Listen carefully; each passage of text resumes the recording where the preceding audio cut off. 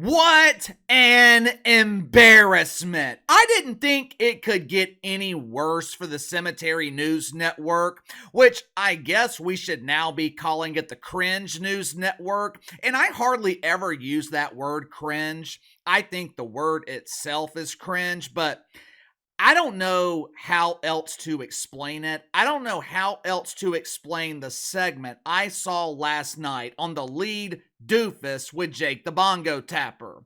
Now, it's also very rare for me to feel secondhand embarrassment for someone.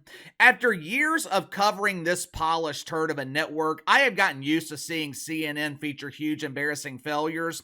But as accustomed as I've become to watching embarrassment and humiliation, even I was surprised at the outright humiliation of this segment. This was absolutely embarrassing. If I were Jake the Bongo Tapper, if I were Kaitlan Collins, Katie Roo, I would be submitting my resignation to CNN immediately. There's no way I could subject myself to this level of embarrassment. I think I've told you guys this story before, but back when I was in high school and college, we had a term called that guy. For example, the dude in class who pretended to be a ladies' man but really spent Friday night spanking the wanker to a scrambled feed because he couldn't afford a subscription to Cinemax. He was that guy. Oh, look, the screen momentarily cleared and I saw a clear shot of the boodle past the lube. We mainly use the term that guy when talking about dudes in their late 20s and early 30s who were still hanging out with the college kids. They were trying to relate to the next generation. He was that guy at the club with the Just for Men in his pocket to hide the sprouting grays in his beard, trying to take shots for the 21-year-old sorority girls. I'm sure all of you guys have encountered that guy before.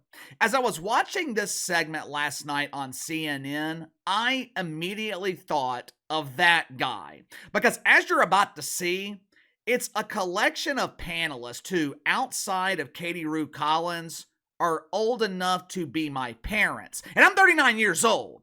They're old enough to be my parents, and they are trying to relate to a generation that is decades behind them. If you haven't already, make sure to like and subscribe. You can follow me on Twitter at KC_BTL84. How many of you guys have heard of Charli XCX? Me either. Her real name is Charlotte Atchison. She's a 31-year-old young woman from England who makes her living as a pop star, which immediately explains why I've never heard of her. 20 years ago, we had pop stars like Britney Spears, Christina Aguilera, Justin Timberlake. Michael Jackson was still the king of pop back then. Back then, we had stars who used their actual names. Today, we have Charli XCX. Sounds more like an eye chart. I've never listened to her music, so I can't tell you whether it's worth the shit or it's rancid garbage. If it's anything like the rest of the music they're producing nowadays, it is definitely garbage. Charli XCX. She is extremely popular with the generation that refer to themselves as the letter Z. I don't remember seeing the letter Z in the LGBT alphabet.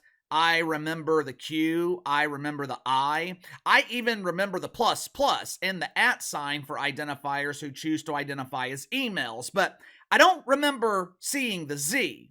Perhaps it's new and this generation is choosing to identify as zebras. I don't know. What I do know is Charles XCX, extremely popular with this upcoming generation.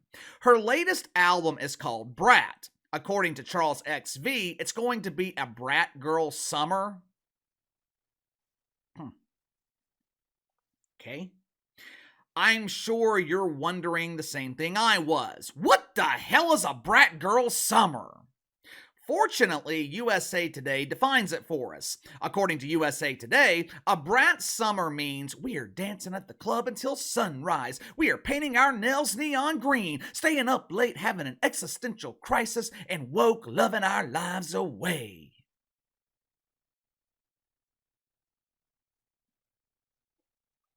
Sounds absolutely miserable. Isn't summer miserable enough already? It's hot. It's humid. I have a 90-day sinus infection, sinus headache. I really appreciate Charles XV taking the most miserable season of the year and finding a way to make it worse. But as it turns out, not only is Charles XCX popular with the kids, she's also popular with our pretend vice president, Cam Harris. Now, imagine my surprise. Imagine my surprise when I find out that our esteemed vice president listens to the same music as teenagers.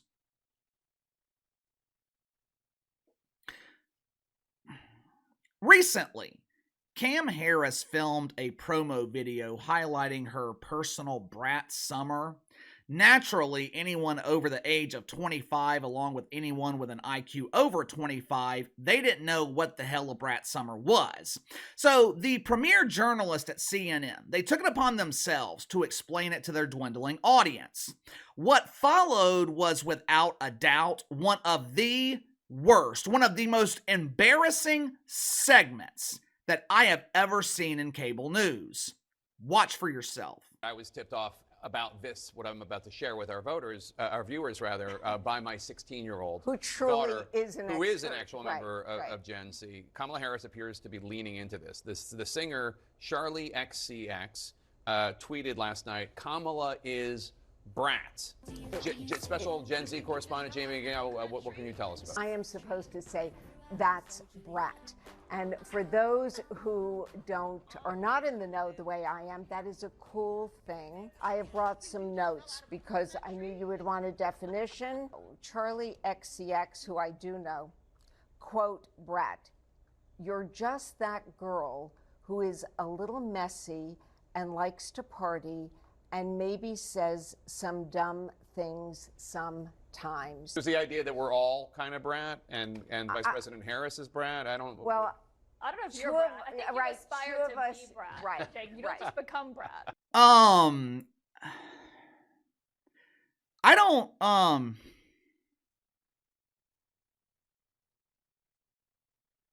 don't know what to say.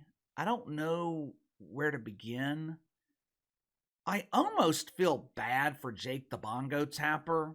This dude considers himself to be a serious journalist. No one else looks at him or anyone else at CNN that way, but the Bongo Tapper, he considers himself to be a serious journalist.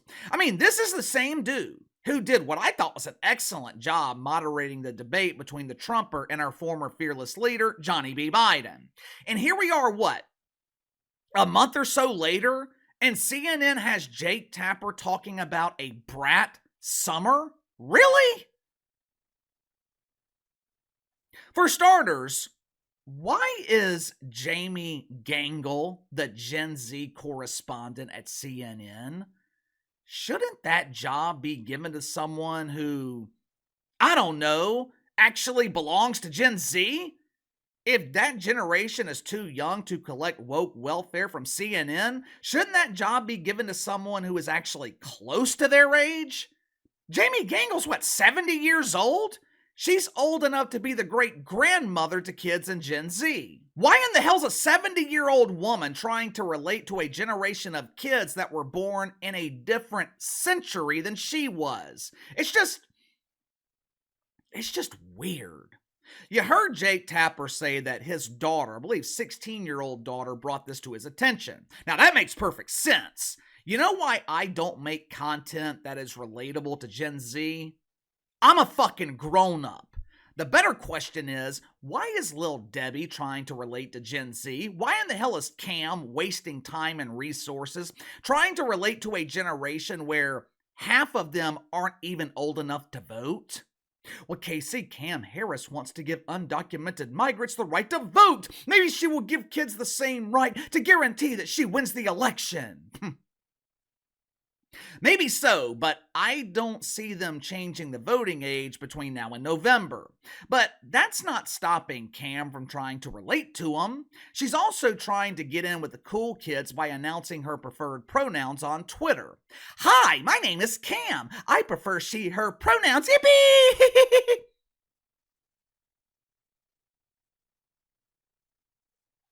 Who is advising Cam Harris and telling her this is a good idea? Better yet, where is her personal judgment? Why is she approving this? I guess in a way it makes sense. According to CNN's Gen Z expert, Jamie Gangle, well, she's going to need a new name if she wants to be with the cool kids.